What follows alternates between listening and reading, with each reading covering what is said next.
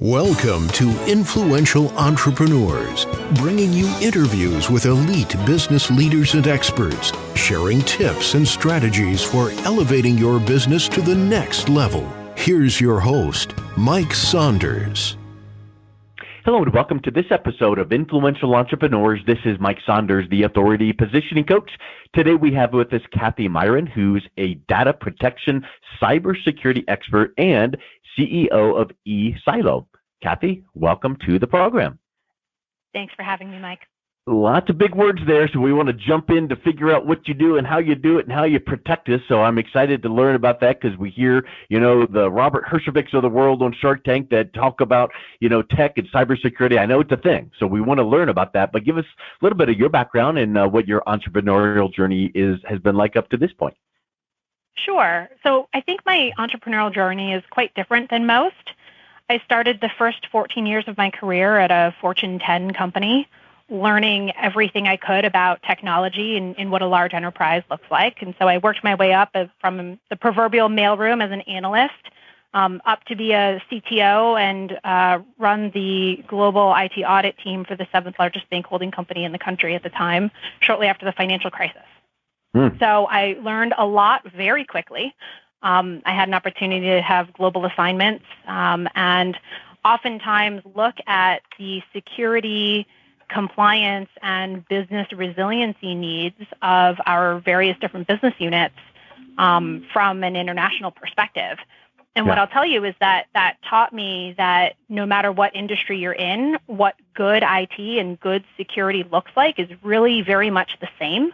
There's a whole lot of commonality there, and I've taken that into my work here at eSilo, where I left corporate back in 2017. I needed to make a change just to have some more flexibility in my life. And I acquired eSilo, and the company had always been in the data backup space and in the data protection business. But I've been able to take what I've done before and apply that to small businesses who don't always have the benefit of large budgets, large teams, a whole lot of fancy enterprise IT experience. Yeah, I think that's awesome. And, when I hear that kind of correlation between I was with a top company and now I work with small companies, I always seem to think that it makes sense to say you can bring the big, large corporate world knowledge and experience into small business.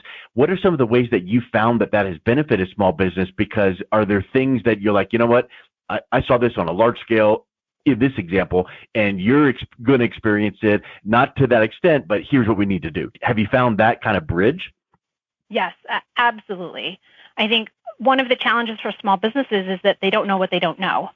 They haven't necessarily been exposed to large-scale cyber attacks, and they don't have experience running, 24/7, always-on infrastructure. And not to say that big company solutions are what you need in a small business. A lot of it is unnecessary. But when you strip it down, there's a lot of really good practices and really good tools that a lot of the small businesses we work with just aren't aware of. And so that's a lot of what we do is we bring them the best of what has worked for different industries, different organizations, and we strip it down and explain it and implement it in ways that they can wrap their heads around and really understand, and it fits their budget. Yeah, like the non-negotiables. Like you don't need this whole long tier list of things, but you need this, and this at the minimum because. And then as you grow, then you're gonna maybe lead into needing this to be bolted on and added on. Then when you grow even more, you're gonna need this. So it's kind of like almost like a blueprint. It sounds to me like. You've got it spot on. We actually have a blueprint that we use for businesses in high growth phases. So we'll work with everyone from startups who are just putting in place their overall infrastructure and framework to ones that are starting to outgrow the procedures and processes and teams that they have to help them implement the smart controls that are going to protect that business as it grows. Yeah. And I think that a lot of times people feel like, I don't even want to talk to some company like you because it's like, it's just going to be so big. But it feels like it's almost like made to order. hey, here's where you are now. Here's what you need, and then we'll grow with you as you go. Yay! And I think that's a really great thing to consider. You're not so big that you've got to fit people into this large. Like whenever you see on a website, enterprise pricing, contact us for details. It's like, oh boy, how many zeros are on that? So I like how you're like, you know what? Let's just give you what you need, and we'll grow with you.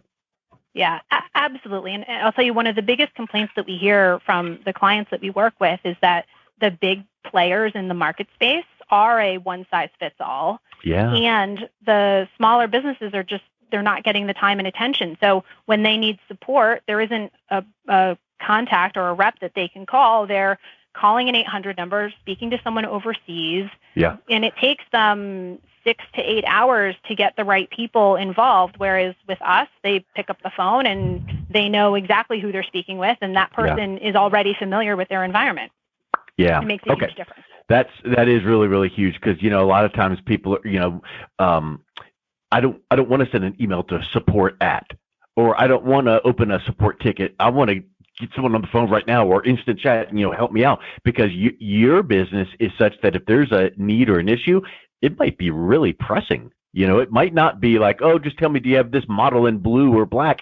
This is like, cyber and things where there might be some really bad need for backup or ransomware. So let's talk a little bit about some of those mistakes that people tend to make when you have a new client that is talking to you. Maybe they don't even know they're making these, but what are some of the things that you're noticing that people should be aware of? Yep. So one of the things, and I had this conversation with somebody yesterday, is a lot of businesses feel like any kind of backup is good enough. They're all created equal. Yeah. And especially when they're in that early startup phase and they're transitioning from being individual consumers to now running a business and maintaining sensitive data on clients and partners and other people, they're still using their consumer grade tools. So, you talk to a solopreneur and their business is their computer. And so they believe that all I need is antivirus. I don't really need a backup, so to speak, because I have everything in the cloud. I use Dropbox. I use Google Drive. I use OneDrive. And a lot of the education that we do is around how those tools that worked fine when you're talking about pictures and, non-essential documents don't scale when you have team members. It doesn't scale from a resiliency perspective when you look at the impact of a cyber attack and you need to go roll back all of your systems, all of your data to a very specific point in time before that event occurred. There's a myth that a lot of people have, which is that, well, everything in the cloud is automatically backed up. It's always available. It never goes down. And what we tell people is that the cloud is just physical equipment. It's servers and network cables in someone else's data center, and it's still run by humans. There's a lot of automation. Yeah, they've been watching too many movies. Yep. With 4 keystrokes, we just found everything in your cloud, and people just think that, oh, well, there you go. Yes. And so all the same failure modes, right, the things that you think about, well, what might happen to your computer or your server in your office? Well, it can catch fire. It can be accidentally corrupted with a bad software update. Attacker can break into it. All of those failure modes still exist in the cloud. And so you can't just assume that because you're using cloud tools or because some marketing person or marketing advertisement told you that your data would be safe, that it actually is. So there's definitely a lot of education that we do around risk. Because security at its heart is a risk management discipline. Small businesses especially don't have the budget to buy every tool or protect and lock down absolutely everything. It's just not practical.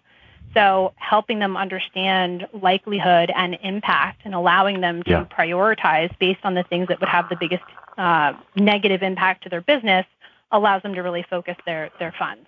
And it makes me think it's similar to the healthcare industry where when something happens to you, you go for that emergency or that doctor visit. But what do you do to prevent things like way down the road? So what are the preventative things? So in your world, when something happens, attack or problem or technology, that's a problem. But what do you do to put things in place to make sure that it doesn't happen? And I think that would be a great approach, right? I mean, many people Yep. only think about, I need to call Cathy when, but in reality, there's some things that need to be implemented and put into place and maintained all the time so that it hopefully doesn't get to that point. Yes. And the first thing I would say is expect and plan for the day when you do have an incident and an issue. Yeah. Because if you're caught unprepared, that's not the time to be scrambling to try to put things in place. So there's two forms of insurance, so to speak, that you can put in place for yourself. One is a good offsite data backup is your insurance on your systems and data, so that no matter what happens, you can always recover them after the fact, and you have a business to return to. The second form of insurance is cyber liability insurance. So you can speak to your property and casualty broker, but if you're doing any kind of digital transactions, if you have a website, if you're corresponding with clients through email, through social media, if you run your business on systems, then you should at least explore what your options are for some level of cyber liability insurance. And that's going to protect both you and your clients if you were to experience a breach or other type of failure that causes them to have their data exposed. It'll cover your forensic costs of recovery, PR, costs to protect your brand, and then the legal costs of defending yourself in lawsuits and providing identity theft protection. So those are the two things that you should do up front for the day when you experience an incident. How you prevent them is a little bit different. I like to go with the mentality of back to the basics, and it is truly people and processes and tools that you want to make sure that you're putting in place to protect your devices, your online accounts, and the networks that you use to connect to all of them. And things like a good antivirus or anti-malware software on every device, including your mobile, your mobile phone, your tablet, that's essential. And then as is having really good account security practices. And so what do I mean by that? That's strong passwords, that's storing them and managing them in a password manager, and that's turning on something called multi-factor authentication, or MFA, which means you need multiple factors, or usually a combination of something which is the password, and something you have, which is maybe a 6-digit code, to prove your identity to every site that you log into. You put in place those couple of things, and you've already dramatically reduced your risk. Yeah. I think that people hear this and they think cyber and ransom and all these things, and it's like, it won't happen to me. But it can happen. It does happen. But then on the other hand, there's an aspect of small businesses being targeted by ransomware, attacks. Talk a little bit about being targeted, because, random, it happened in this cyber thing, or good thing we had a backup because it glitched. That's random many times, but targeted is a whole different world. Yes. So one of the misbeliefs is that I'm too small to get hacked. I'll never be on somebody else's radar. And the reality is that small businesses are in a somewhat unique position. They tend to be understaffed, especially when it comes to IT and security. They have limited capital cushions and sort of rainy day funds. And so any form of disruption to their day-to-day business can be crippling.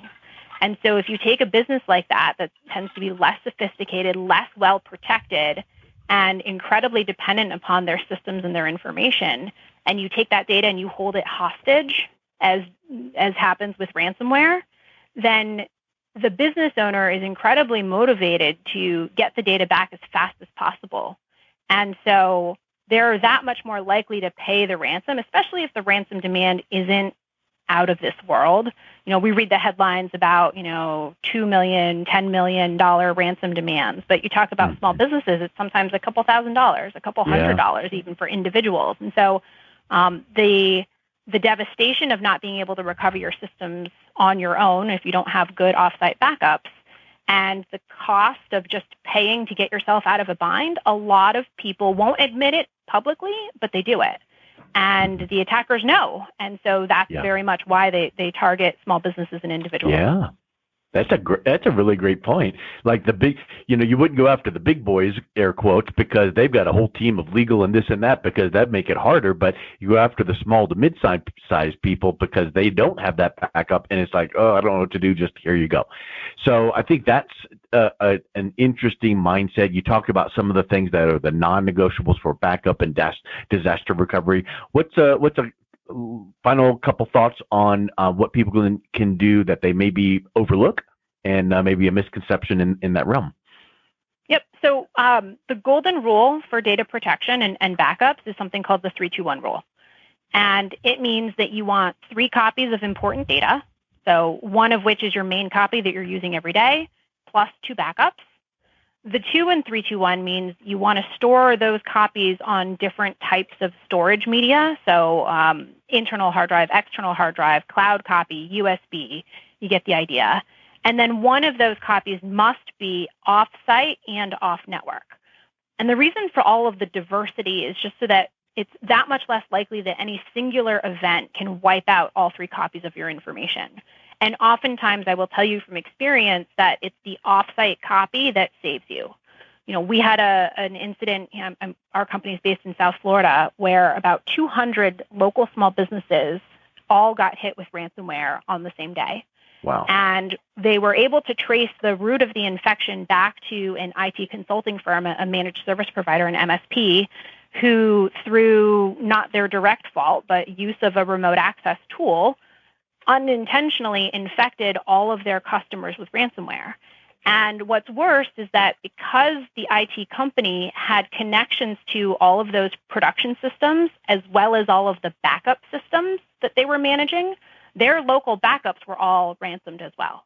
Wow. And so it happened to be that about a dozen of those clients were also customers of eSilo. We had longstanding relationships with them, and they had the foresight to actually have 2 different IT companies help them out with backups because they're such a critical recovery mechanism. And so while the other 190 or so customers were waiting in line for days to have a tech show up at their office to begin to do the triage and recovery process, right? Because that's a lot of different clients. The dozen that we had were back up and running in a matter of a day or 2. And wow. So, it's a really powerful example of how things can go wrong, and thinking through and planning for the worst case scenario really pays off in the end. I like to say an ounce of prevention is worth a pound of cure. And in this business, that is absolutely true. And it proves itself time and time again.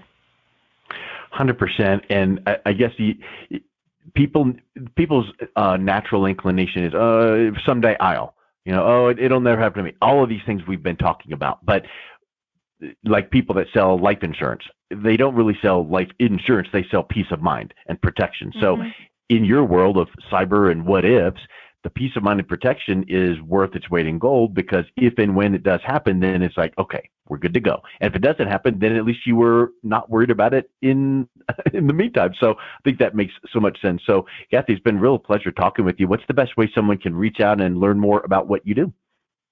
Yep. So I have a scheduling link. If you want to go to meetcathy.com, you can see my calendar and book a consultation. And then I love to connect with people on LinkedIn. I do a lot of educational posts and videos to talk about some of the common misconceptions that small business owners have. So I'd encourage you to reach out and connect with me there and follow my content. And hopefully, let me know if you find it helpful. Drop me a comment or a like. Awesome. Well, thank you so much for coming on. It's been a real pleasure talking with you, Cathy. Thanks so much, Mike. It's been a pleasure here too. You've been listening to Influential Entrepreneurs with Mike Saunders. To learn more about the resources mentioned on today's show or listen to past episodes, visit www.influentialentrepreneursradio.com.